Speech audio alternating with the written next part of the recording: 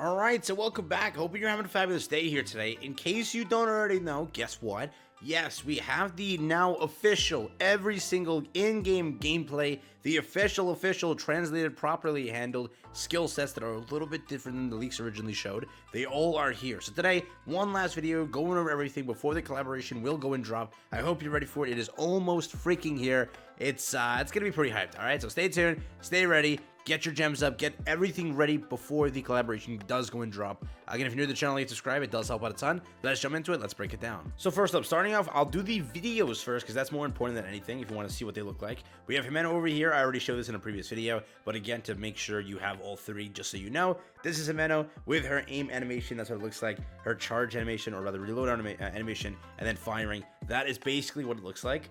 Again, I understand people said that this animation was definitely a lot like mid. I understand that fully. I see it. But I like the burst animation for all three. I felt it did justice to what the manga and anime kind of shows. So, to me, yeah, it's pretty cool. Alright, definitely pretty cool. But that's the first video. Very simple. We have Power over here, which was released yesterday. Which, again, this is her, I'm guessing, just basic, like, lobby animation or something.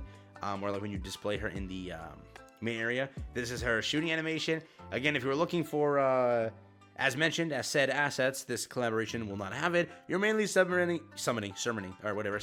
for like the Chainsaw Man IP itself. You're summoning for being a fan. That's what it is, all right? So you have this over here, looking pretty basic. Just a firing animation. There you go. That is going to be Power. Last but not least, Makima, which just went and dropped. This is what her main animation looks like in the lobby and all of that. This is her aim animation. Are you ready for it? Yeah, there's not much to see unless you love seeing outlines, which you're watching anime, you're kind of doing that, but there's not much there. So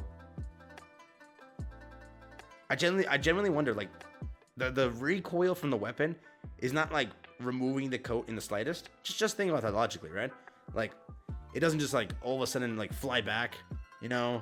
I'm just saying on that, but still, that is it. All right, now again, I'm not gonna take a side because people want to jump on me for that. I'm not taking a side. All I'm saying is, it is what it is.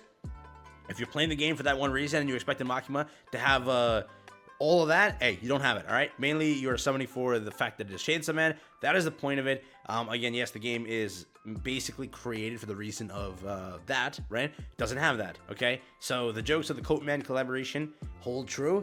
It is what it is. So if you like it, have fun. If you don't like it, it is what it is. But that is what Makima looks like overall. Out of the three, I think that Makima's animations and everything look the coolest. The reload animation is kind of sick for the weapon. The sound effects too are pretty cool. So definitely this will remain like the best character for me of the collaboration. Though her weapon looks really freaking sick, I don't know. I think I prefer that one the most. Again, like, the thing is, her kit is also the best. Her kit isn't that bad. And people were like hating on this kit. It's not that bad. Definitely isn't like too great, but still. But for the actual translations, all right, so we had this already. I made a video on it. I'll let you read through it, make it quick. Activates when hitting a target with full charge. Affects the target. Defense down for 3 seconds by 7-ish%.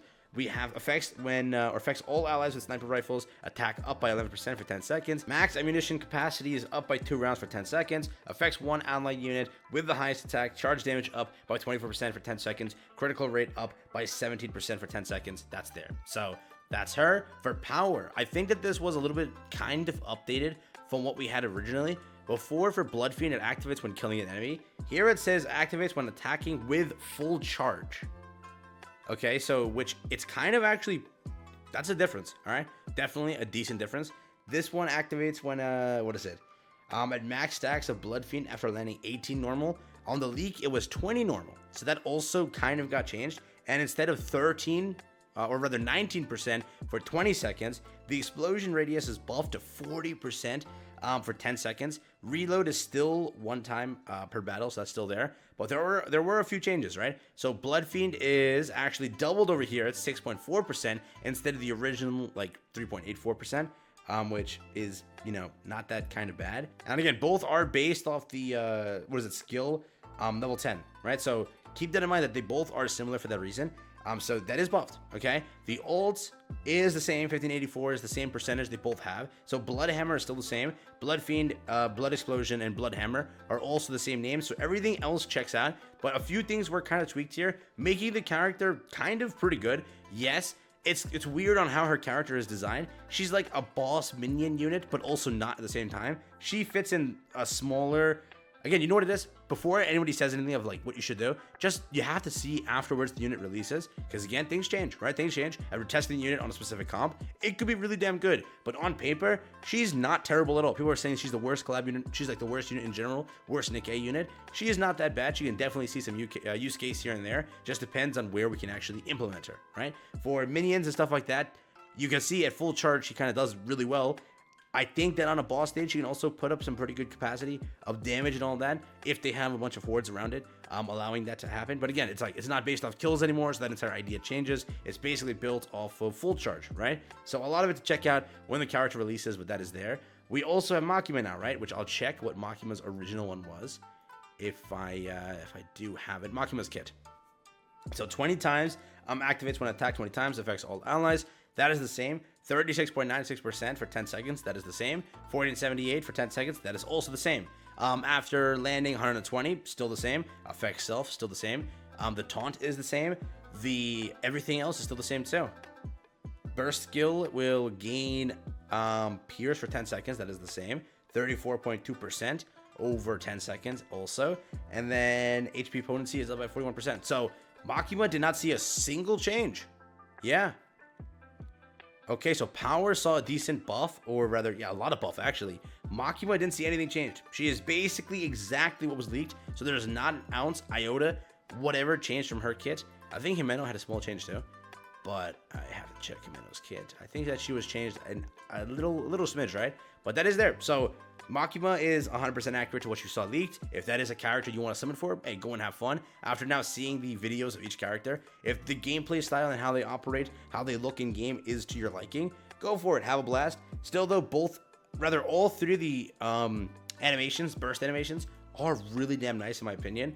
Even though people say that, censor all of that, I still think the burst animation is cool. I'm still going to summon regardless. They're collab characters.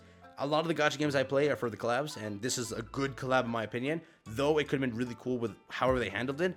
Maybe if it was a different one, it would have been sick, but I like Chainsaw Man. It doesn't matter to me. I'm definitely going to have fun. But based off kits, if you want to go for a character, Makima is the better kit, but Power is not too far behind. She's still great. Himeno's a great free SR that can do some good stuff.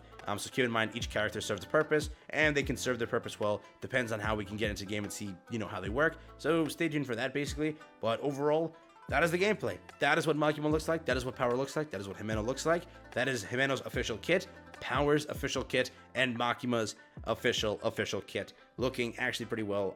I'm shocked she got like a decent buff overall. But yeah, Makima didn't catch one, so she was still broken when we first saw it.